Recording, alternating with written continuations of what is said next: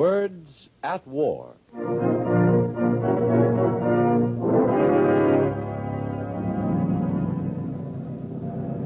It was at 4 o'clock on the afternoon of April 8, 1942, that General Wainwright called me to his headquarters in the tunnel of Corregidor. Eh?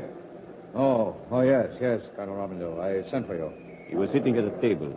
He wore no tie, and his collar was open. It was hot and humid. Yet General Wainwright's haggard face looked as cold as stone. He pushed back a pile of reports and stood up. Romelu, once before, when you had a chance to leave, I asked you to stay on here. Now I'm ordering you to leave Corregidor. What do you mean?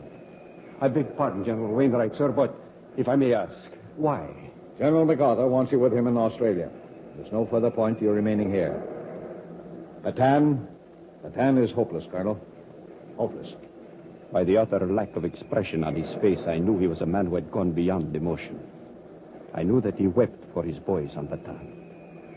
I started to say something about not wanting to go, but he put his hand up to silence me. At 7 tonight, take the little launch to Bataan. Go to the airfield. From there, you will take off to Mindanao, where you will report to General Roxas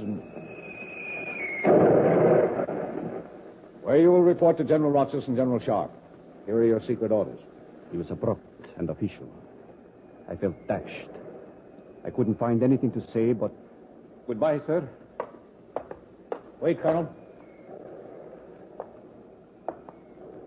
Colonel Romando, when you get to Australia, tell President Kizan and General MacArthur I'll do my best to the end. I will, sir. Goodbye. Goodbye, Colonel. God bless you.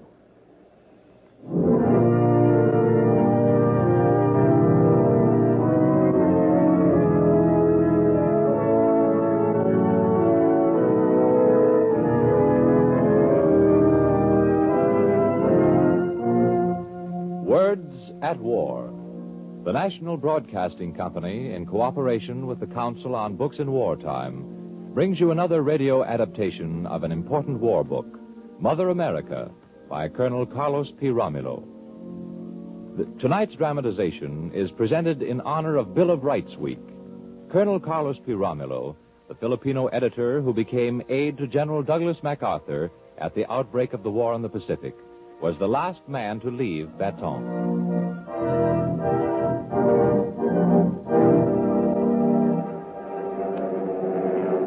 On that day that shall live in infamy, that Sunday morning of December 7th, 1941, when Jap planes roared over Pearl Harbor, a new era in the relations between the East and the West began, even as the first bombs fell. The lives of hundreds of millions were changed as surely as those bombs burst. The lives of John Doe, the white man, of Juan Tao, the Filipino, of John Chang, the common man of the Orient. The reactions varied. John Doe, the white man, rose in righteous wrath. Aye, those sneaking devils. We'll wipe them off the map. Talking peace at the very minute they were bombing Pearl Harbor. John Chang in Burma, the Malay Peninsula, Thailand, the Indies. John Chang shrugged his shoulders as the invaders stormed his homeland. Does it really make so much difference? I have never had anything. If I have nothing on the invader, what will I have a lot? But Juan Tao, the Filipino, had very definite opinions. I will fight. I will fight to the very end. I will fight by the side of the Americans, under the American flag. I will not surrender. And Juan Tao, the Filipino, did fight. At Luzon, Bataan, and Corregidor. Fought when the odds were hopeless. Fought and starved through a living hell. Fought and prayed for help to come. Fought on when he knew there would be no help.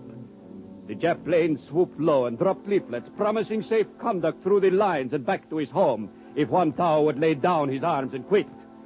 Why die for the white man, the Jap leaflet said. Come over to us, your fellow Orientals. But Juan Tao ripped the leaflets to shreds, gnawed at his daily ration of rat and mule, and fought on to the death by the side of the white man, by the side of the Americans, under the American flag. And why? Why did Juan Tao, the Filipino, alone of millions of Orientals who faced the Jap invasion, choose to fight and die? The answer is simple. Juan Tao, common man of the Philippines, had something to fight and die for.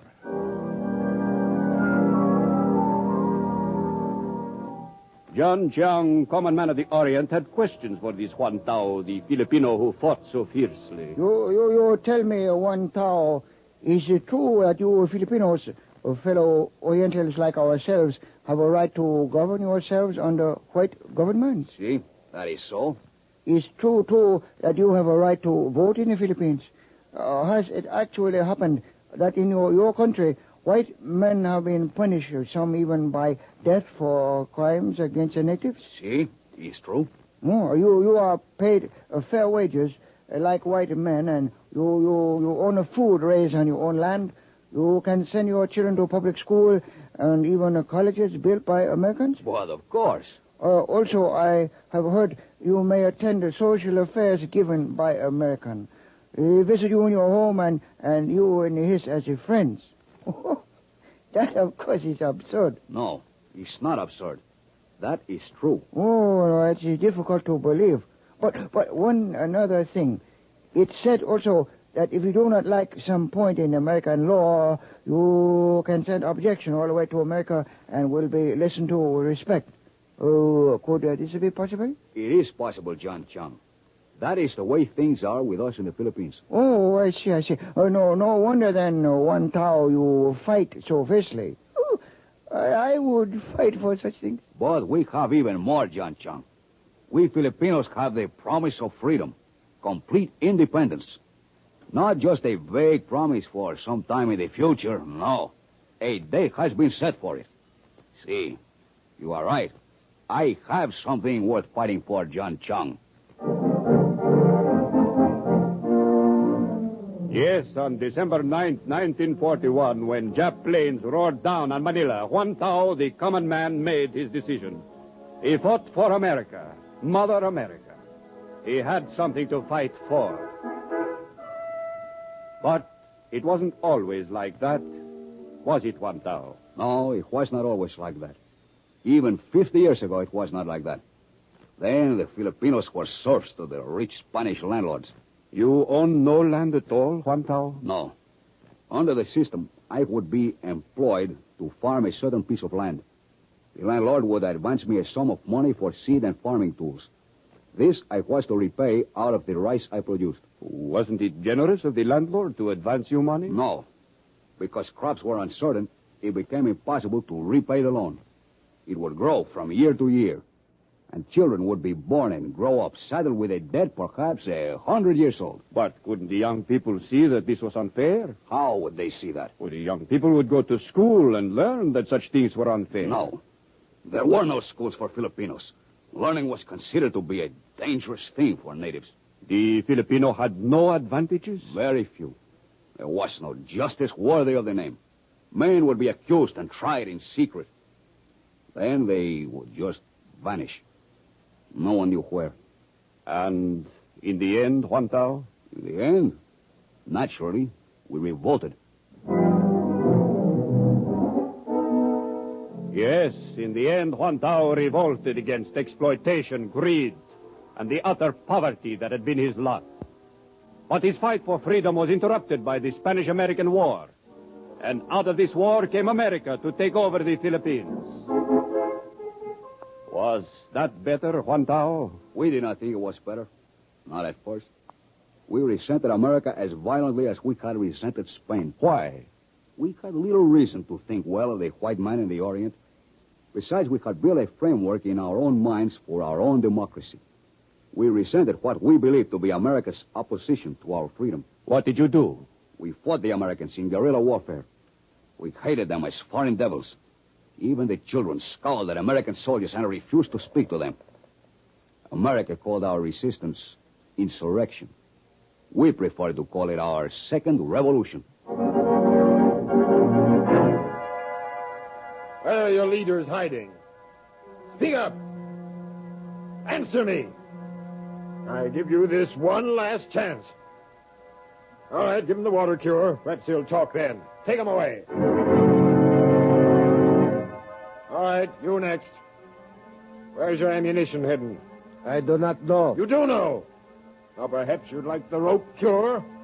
I do not know where the ammunition is hidden. Very well. Perhaps you'll be able to remember. Take him away. The rope cure and the water cure, tortures out of the dark ages.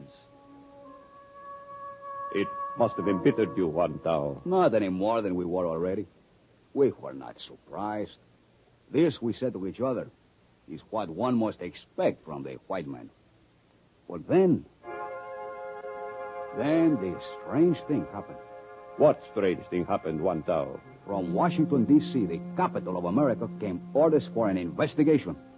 Officers of the Army were tried. Some fined. Some dismissed from the Army. Some sent to prison. But that was only right, Juan Tao. See, right. But we had not been accustomed to right and justice. We could not believe it, that the nation that we had been fighting as a tyrant should take such pains to uncover and punish tyranny by its own soldiers. Such things deeply impressed Juan Tao, common man of the Philippines. He could not cast aside all his prejudices overnight. But slowly, American military leaders began to win his confidence.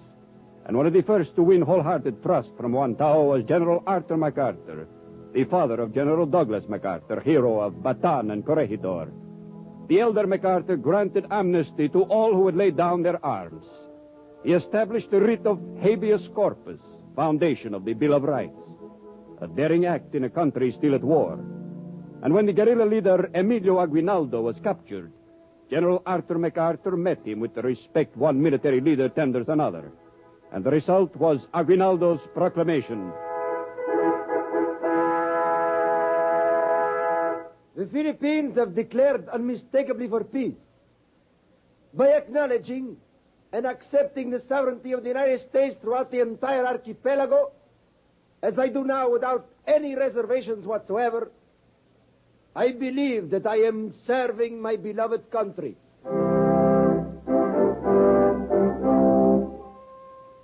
But what of the people? What of the common man, Juan Tao? I could not quit so easily. It is true that our armed resistance against America had come to an end. But I had fought too long and too bitterly to yield in spirit. I was impressed with some things America had done, but still I was not altogether convinced of her friendly intentions. In my own mind and heart, in my own way, I continued my fight for freedom. But as time went by, other strange things occurred. What kind of strange things were these, Juan Tao? Well, when an injustice occurred, we took the matter to the American authorities. It was an astonishing thing. We were listened to with respect. Slowly, the Americans were winning the confidence of Juan Tao. There was the case of an American who charged outrageous interest. He was arrested by Filipino police, tried before a Filipino judge, convicted and imprisoned in a Filipino jail with Filipino guards. There were a few lawyers who took advantage of their Filipino clients. They were caught at it and disbarred, just as they would have been at home in the United States. The great soldier General Arthur MacArthur appeared before a Senate committee to testify in behalf of the Filipinos. Such consideration of subject peoples had never been shown in the entire history of colonization.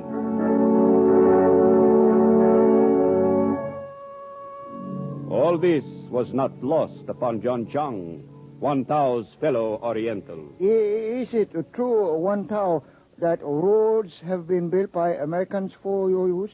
See, it is so. I have heard, too, there are schools for children. See? And systems of sanitation have been installed and harbors built. See, there have been many improvements. Oh, so. Then you are now content, Juan Tao. No, I am not content. Oh, no, so what more do you ask? I ask for what I shall always ask, John Chang. I shall always ask for independence.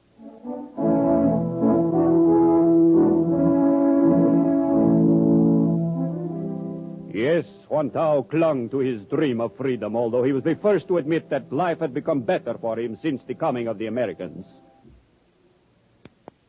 Not only roads and primary schools, but high schools, and even universities were now open to the child of Juan Tao, the common man.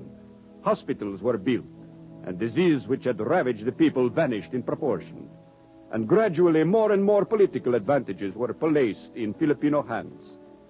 In 1907, elections were held for the Assembly. The first Philippine legislature met. 100,000 votes had been cast by Filipinos. But equally important were the little things that contributed to mutual understanding and respect. See, the little things were important to us. For instance, a national holiday was set aside by the Americans in honor of the great Filipino hero, Rizal, who had been executed as a rebel under the Spanish rule. That impressed you, didn't it, Juan Tao? See, it did. For Rizal was dear to all of us. He had been ordered shot by the Spaniards and forced to stand with his back to the firing squad so that he would be shot in the back. But at the very last instant, he whirled and faced the rifles, died facing them. He made a victory out of death. See, Rizal was important to us. And the other little things, Juan Tao? Oh, some were so small you would think them of no consequence. But here is another. The American Governor General Henry L. Stimson, see, now the Secretary of War, gave orders that for all receptions given at the governor's palace, the invitations were to be divided equally between Filipinos and Americans. A small thing, surely. See, and then Governor Stimson ordered that all official balls at the palace should open with the Philippine dance Rigadon de Honor. And the governor and his wife themselves learned the dance so that they might take part. A pleasant thing, but what did it mean to you, Juan Tao? You, the common man. It meant much. This little thing and all the others. They meant much to all Filipinos. We were not being despised as an inferior race. We were being accepted as equals and partners. We were being given dignity. And to us, and to all our fellow Orientals, there is nothing more important.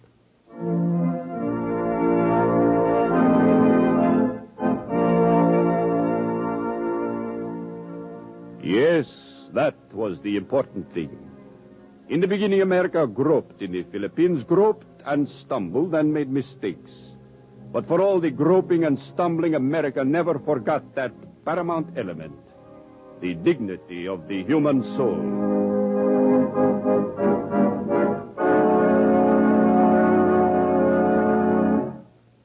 But Juan Tao wanted more. He wanted his independence. Freedom was a dream he would never put aside. He had fought Spain for freedom, then America. Now, under benevolent American rule, he began his third fight for freedom. And fairly enough, Juan Tao's leaders were men who had been schooled in America, Filipinos who had studied in American universities, and had come home again to base the Philippine claim for independence on the very principle of democracy they had learned in America. Two Filipino leaders emerged who were to carry the fight for independence on to final victory. One, Sergio Osmeña, laid the foundation for independence at home in the Philippines.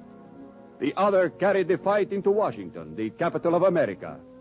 He was Manuel L. Quezon, later to become president of the Philippines. He is the acknowledged leader of the Filipino people.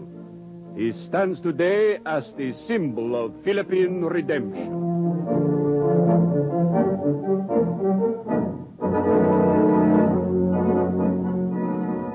But still, there was a long fight ahead. American sentiment generally was with us. But there were some Americans with investments in the Philippines who said, "The government ought to protect our interests out here. Other countries take care of their businessmen in the colony." But to the eternal credit of America, the government was not concerned with protecting business interests in the Philippines. The American businessman was on his own. And then there were others who opposed us, but sincerely. I am all for giving the Filipinos their independence. But let's face the facts. They're not ready for it. They're better off the way they are now. We could never believe that. The burning love of freedom was too strong within us. We had come to respect and to love America, but freedom, that was our goal.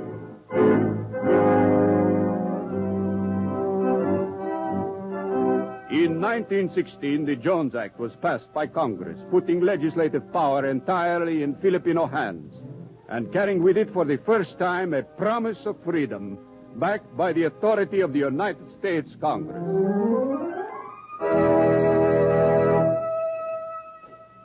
But our efforts were not rewarded. Each year, the municipal councils in the Philippines passed resolutions calling for independence. Manuel Quezon presented these demands to the American people. He established a press bureau in Washington to tell the truth about the Philippines. He even published a magazine called The Filipino People. All these efforts, led by Manuel L. Quezon, at last made the dream of all Filipinos come true.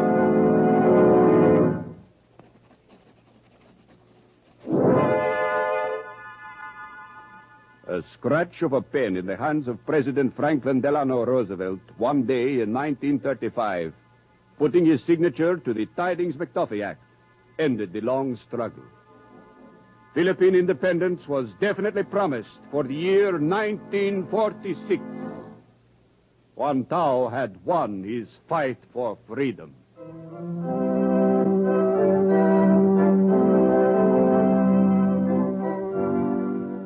It had taken just 42 years. 42 years for a people who had nothing to start with but a burning love of freedom to achieve that freedom. Juan Tao, the common man of the Philippines, just 42 years ago, lived in poverty. His children were ill-fed, were denied the advantages of education. His towns and cities were disease-ridden.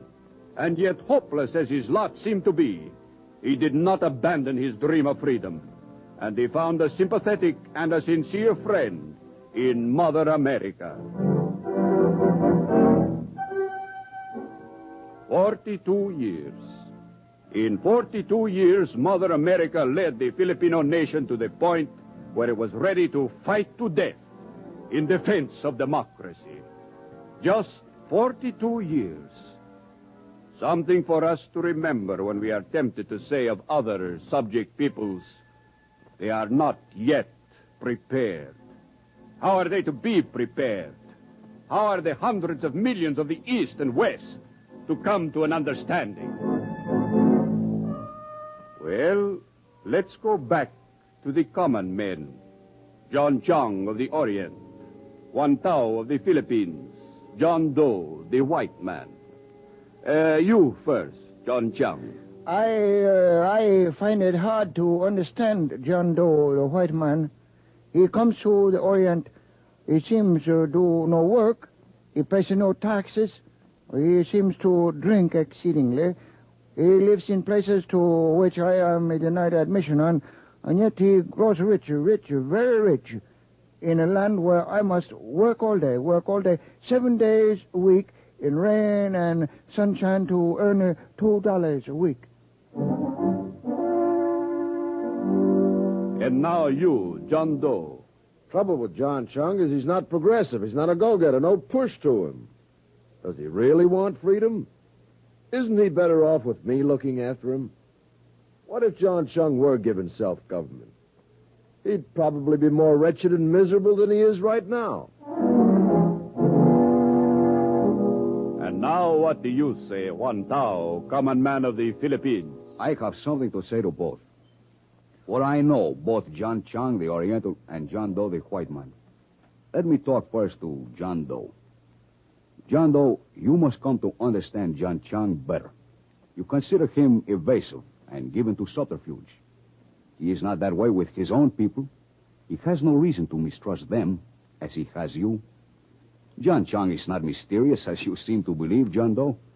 His simple precepts of behavior are centuries old. You are annoyed because he is not a go-getter. John Chang believes haste to be an indignity. He does not race against time because he knows that time will beat him in the end. The constant hurry, chop-chop of the white man is an affront to him. So, too, is your superior attitude, your way of talking down to him, an affront to the soul of John Chung. These are the kind of things that have turned John Chung against you, John Doe.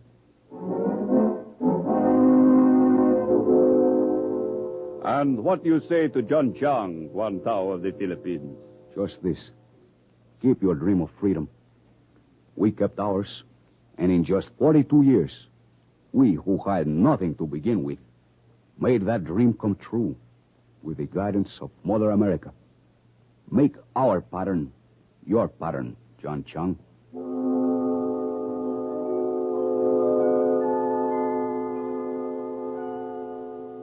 Yes, that is the pattern that holds the only hope of peace and progress in the Pacific.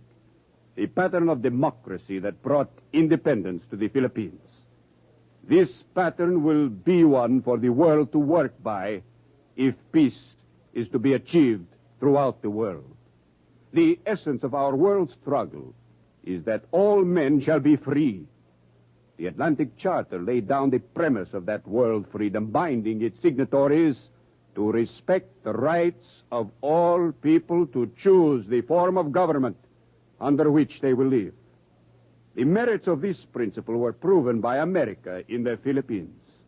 Through that example, we know that educational advantages, fair dealing, goodwill, and the infiltration of the principles of democracy will end war.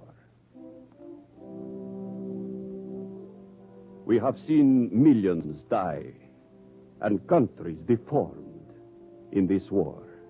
We have learned that there are no economic or spiritual wastes so great as those made by war. We know, or we should know by now, that to create peace, we must devote to it the same energy and enthusiasm and industry we have shown in our preparations for war. This war, to be justifiable, must mean freedom for John Chung as well as John Doe. Freedom for John Chung to believe in his own gods, to tend his own bit of land, to believe in the genius of his people in lifting their heads above the dust. It is John Chung and John Doe who are fighting. It is for them that this war must be won.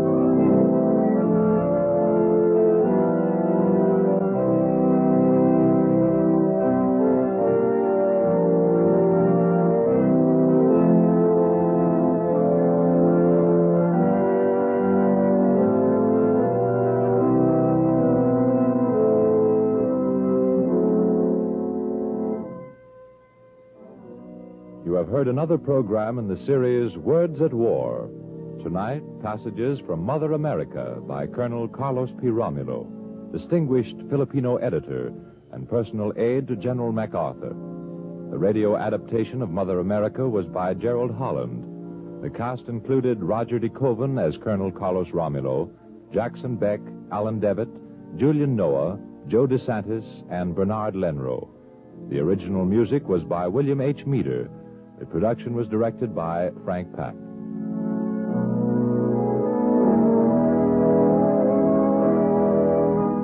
Next week, Words at War will bring you an adaptation of Logbook by Frank Lasquier, a vivid story of the British Merchant Marine. Words at War is brought to you in cooperation with the Council on Books in Wartime by the National Broadcasting Company and its affiliated independent stations.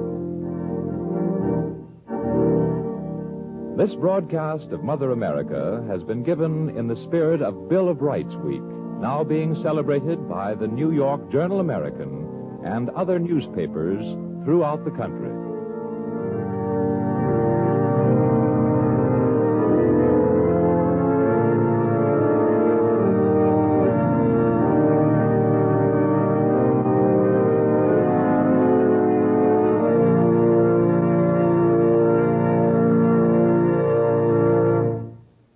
This is the National Broadcasting Company.